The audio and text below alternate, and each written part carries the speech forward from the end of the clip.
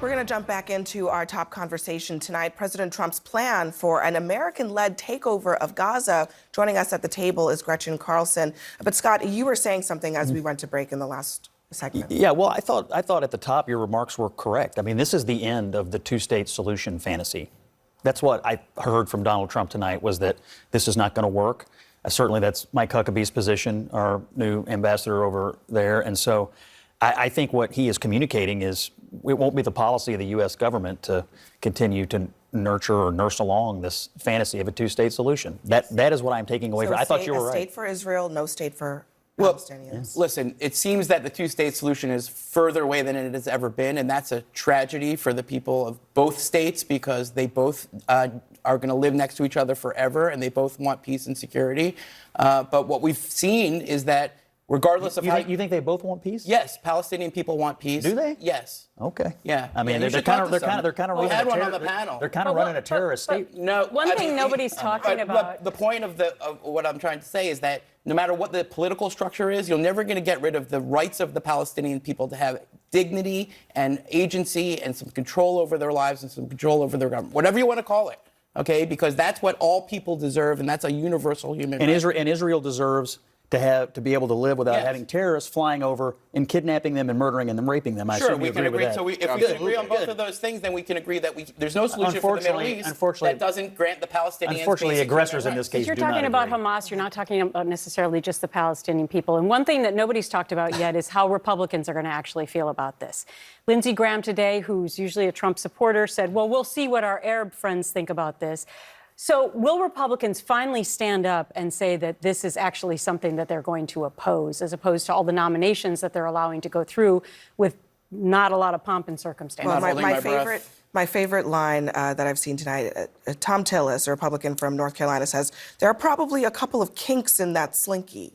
But that's the understatement of the century. I'll have to take a look at the statement. It's always good to imagine what would they say if just the party was switched. If Biden had floated this idea, what would Republican senators have said about him acquiring something else? They would have freaked out. And they often do this. Democrats do this too. They will not react to something equivalent because it's their side versus the other side. I think if you asked anybody, take out how they feel about Trump about this, it's a crazy idea. And you are a libertarian. I'm an independent. So I can look at this and I can tell you that most people, I'm in Michigan, I know so many people who voted for Trump. They voted for him because of the border crisis, because of inflation, because of the economy, not because they want to go on another military adventure, this time invading the Gaza Strip. But a lot of Arab Americans in Michigan also voted for Trump. Well, that vote aged poorly. To the lefties who voted against Kamala because of this issue, it aged poorly. Can I just read this statement from the co-chair of the Uncommitted Movement? It was put out tonight.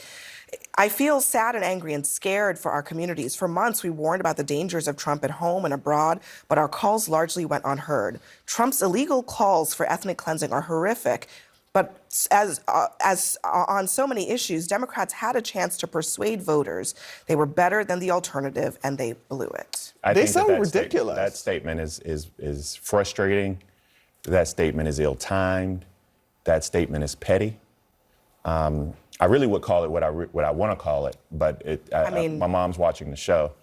For me, it's if you actually voted one way or withheld your vote, you should own it. Mm-hmm. There were two choices in this campaign. It was extremely clear.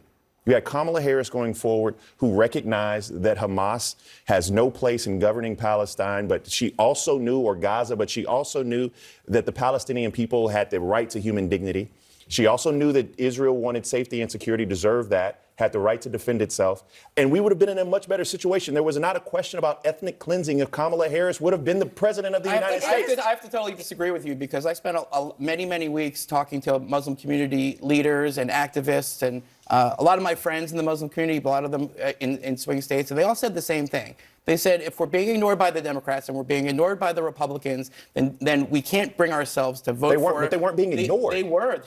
Kamala Harris said many things that were right, but she didn't do anything. But for her to preside over a policy that ended up in their families getting killed and then asking them to vote for them was something that they couldn't do. But now the question is, you can't talk down to the Muslim community and tell them that, oh, you didn't do what's in your best interest. They know what's in their best interest. But we're talking about ethnic cleansing. We're talking about too many people being displaced. So they knew what the risks were, and they made a decision because their calculation, if you're interested at all, was that they have to punish the Democratic Party so that the next time this happens, because they've been through so many atrocities, that the Democratic Party, the only one that has a chance of respecting Do you them. understand that is divorced from political reality? I'm saying we can listen to the Muslim community or we can talk at them, and I'm trying to listen to them. But Josh, I've actually been in. You can tell Trump voters that they're voting against. I was in that room, and Kamala Harris, listening to Muslim voters, yes, she did. Did she do everything they wanted them to do? She did anything they wanted her to do. That's not true. It is. That's what they say. And you're going to tell them that they don't know what their interests are. Because I'm telling you that's not a good strategy to get back those for real. people. When you say she did not do anything that they wanted her Exactly. to do, they wanted her to, even though she was a vice president of the United States, withhold weapons from Israel. She couldn't do that.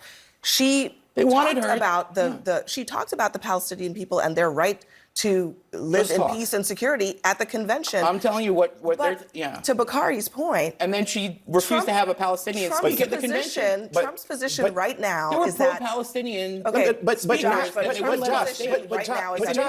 Are you saying that if they had pro-Palestinian speakers at the DNC, she would have done better? I'm saying that was a calculation they made to probably the right one. But respectfully, now Scott's right. Maybe Kamala Harris made the right decision by choosing the Jewish vote over the Muslim vote, but that wasn't a choice. It was a choice. But you know, and I talked to people in her camp that admitted that was okay, a choice. but can we look to the future of this? The future of this is that the American voters who voted for Trump also pretty much agreed that we should get out of Ukraine.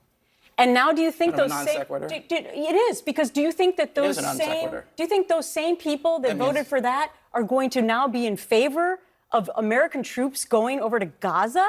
And American lives lost. Sounds in like this? a forever war to me. Yeah, Sounds no like way. the definition of nation building. Wait, I thought we had a ceasefire. literally Do we not have a building up a ceasefire? nation. That is up for debate now too. But just to finish the point, we've got millions of Muslim Americans who are not going anywhere, and we can either try to understand them and listen to them, or we can tell them that they don't know what's in their Actually, best interest. nobody. But first of all, nobody's doing this. But what we are doing is saying elections are choices, and what we are saying is that if you are going to sit here and tell me today that the choice between Donald Trump and Kamala Harris was the same. Nobody said that. You are saying no, that. You're not listening to me. What I'm saying is that Muslim Americans, not Josh Rogin, Muslim Americans said you can't vote for Kamala Harris because she won't say that she'll do anything different than what's happening now. Let me divorce you from this. Let me divorce you personally from this. If you are articulating to me at this table that there is someone right now who withheld their vote or Donald Trump or voted for Donald Trump because they felt Kamala Harris and Donald Trump were the same when it came to no one said that. That is what you're just saying. No, you're not listening. What I'm saying is that they understood that Trump could be worse, but they couldn't bring themselves to vote for Kamala Harris because they made a calculation that this was in their longer-term interest to not reward the Democratic Party for a policy that was welcoming. And this is why. Because Democrats won't listen to Muslims. And when Palestinians are Democrats won't listen to Muslims, so you lost the Muslims, so Trump won. Talk about so congratulations on your policy of telling Muslims that they don't know what they're doing. Bakari, thank you very much. Stick around. We could talk about this for another hour. It's very important, but we have more breaking news tonight. The CIA has offered buyouts to its entire workforce. Big questions tonight about what that means about national security and America's role in the world. Stay with us.